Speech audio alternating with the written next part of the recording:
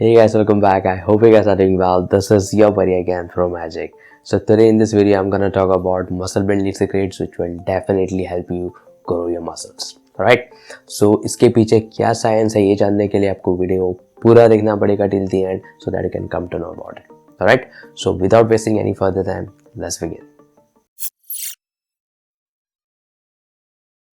Welcome back. So basically there are 4 factors responsible for muscle growth and हम लोग इसको जानेंगे one by one. ठीक है, तो सबसे पहला एंड इम्पॉर्टेंट फैक्टर जो है for muscle growth is progressive overload. Okay, तो जिनको नहीं पता प्रोग्रेसिव ओवरलोड क्या है, तो प्रोग्रेसिव ओवरलोड मैं आपको बता दूँ कि जब भी आप वर्कआउट परफॉर्म करते हो, जो भी वेट डाल के, उस वेट को आपको ग्रेजुअली यानी हौले हौले से आपको उसको बढ़ाना है. ओके, तो आई एम नॉट सेइंग कि अगर आप आज 10 kg का वेट डाल के कोई भी वर्कआउट परफॉर्म कर रहे हो तो आप कल जाके 20 kg का परफॉर्म करो. Okay, I am not saying that, but that means कि अगर आप आज 10 kg के वेट से अगर आप if you are performing 10 to 12 repetitions, try performing 15 repetitions. ठीक है, and once you are comfortable with 15 repetitions तो आप जो भी वेट है उसको by 1 kg या by 2 kg उसको बढ़ा के you can try performing 8 to 10 repetitions. ठीक है, and that is how you have to progressively overload your weights. ठीक है, आप बाद में चाहो कोई भी मसल के लिए वर्कआउट परफॉर्म करो, लेकिन this thing you have to keep in mind that you have to progressively overload. Now you may ask why this is required. ठीक है, तो आंसर इज जो भी आप वर्कआउट परफॉर्म कर रहे हो एट द जिम, आपकी बॉडी को नहीं पता है कि that you are doing this to grow that particular muscle. That is the fact.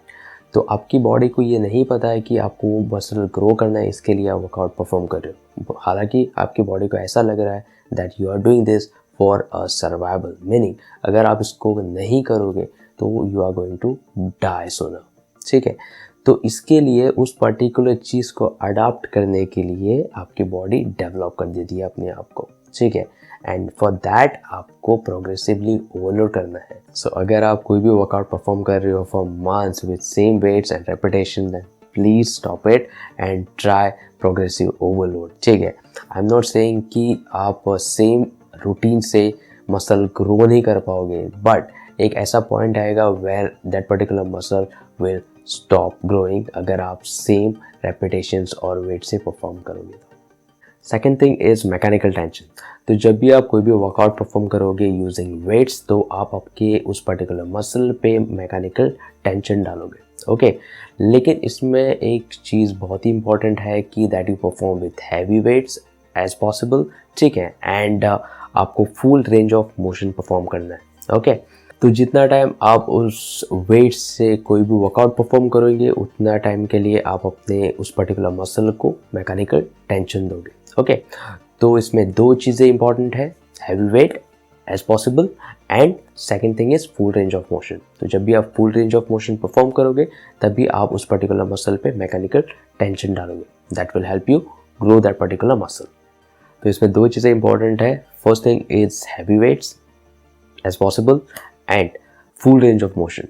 हालांकि आप रेपिटेशन बहुत कम कर सकते हो, यानी 2-3 रेपिटेशंस भी बहुत है इसके लिए, but heavy weights and full range of motion is very important. Third thing is muscle damage. तो मसल डैमेज तब होता है जब भी हम लोग कोई भी वर्कआउट परफॉर्म करते हैं तो उस दौरान हमारा मसल कॉन्ट्रैक्ट हो जाता है. ठीक है, एंड व्हेनेवर दिस हैपन्स हमारा जो मसल के अंदर फाइबर्स रहते हैं वो ब्रेक हो जाते हैं. ओके, तो जब भी ये फाइबर्स ब्रेक होते हैं तो हमारी बॉडी उस पर्टिकुलर फाइबर को रिपेयर करने में लग जाती है. Okay, so normally this is called as recovery and which happens during night. ठीक है, जब हम लोग सोते हैं. ओके, तो जब भी ये पर्टिकुलर मसल फाइबर जो है वो रिपेयर होता है, it becomes much bigger in size and stronger, and that is how our muscle grows. तो मसल कॉन्ट्रैक्शन में 2 चीज़ें आती है, एक है इसेंट्रिक मोशन एंड एक है कॉन्सेंट्रिक मोशन. ठीक है, तो कॉन्सेंट्रिक मोशन फॉर एग्जांपल अगर हम लोग बाइसेप कर्ल परफॉर्म कर रहे हैं, ठीक है, तो जब भी हम लोग बाइसेप को कॉन्ट्रैक्ट करेंगे तो वो हमारा है कॉन्सेंट्रिक मोशन. ठीक है, एंड जब भी हम लोग उसको रिलीज करेंगे तो वो है हमारा इसेंट्रिक मोशन. राइट, तो अकॉर्डिंग टू द रिसर्च ऐसा जाना गया है कि जो इसेंट्रिक मोशन है which is the opposite of concentric motion, इसमें हमारे जो मसल फाइबर्स है वो ज़्यादा डैमेज हो जाते हैं। ओके, मीनिंग जब भी फॉर एग्जांपल अगर हम लोग पुलअप्स परफॉर्म कर रहे हैं, ठीक है, तो जो हम लोग कॉन्ट्रैक्ट करेंगे ऊपर जाके, उससे आई एम नॉट सेइंग नहीं होते हैं, उससे भी होते हैं मसल फाइबर डैमेज, लेकिन जब भी हम लोग रिलीज करके नीचे आएंगे तो उस पर्टिकुलर रेंज में हमारे जो मसल फाइबर है वो ज़्यादा ब्रेक होते हैं। ठीक है, तो मोर muscle damage meaning more recovery, okay, and more recovery meaning more muscles. तो इसमें आपको बस एक चीज़ ध्यान में रखनी है कि जब भी आप इसेंट्रिक मोशन परफॉर्म करें तो आपका जो टेम्पो है, यानी कि आपका जो रेपिटेशन का स्पीड है, उसको आपको थोड़ा कम करना है, सो दैट आप मैक्सिमम मसल फाइबर्स को ब्रेक कर सकें, राइट। तो नॉर्मली मैं इसके 1 से 2 सेट परफॉर्म करता हूँ मेरे रूटीन में, ठीक है।